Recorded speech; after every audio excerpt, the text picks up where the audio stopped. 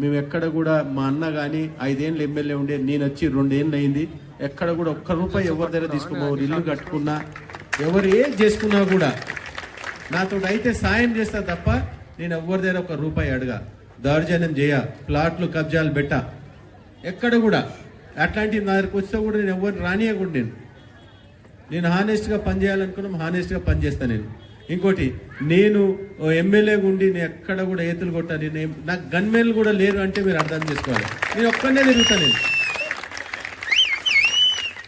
ఏ MLA కూడా ఒక్కరు తిరిగేది ఎక్కడ కూడా మీరు చూడకుండా వచ్చి నేను మోటార్ సైకిల్ మీద తిరుగుతాను. నేను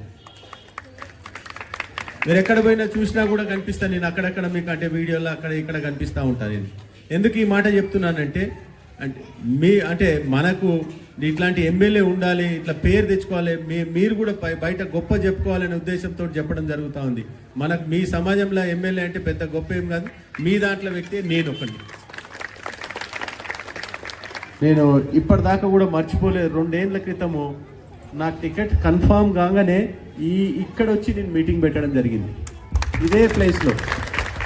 ఆ రోజు వర్షం వస్తూ ఉంటే కూడా అందరు ఇక్కడ ఉన్నారు.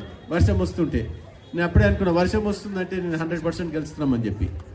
ఆ రోజులో నేను అది కూడా మెసేజ్ వచ్చి ఎందుకు మీటింగ్ పెట్టడం జరిగిందంటే, ఇది ఇండస్ట్రియల్ ఏరియా నుంచి రెసిడెన్షియల్ తీసుకొచ్చిన అని చెప్పి ఉద్దేశంతో ఇటుకొచ్చి మీటింగ్ పెట్టడం జరిగింది.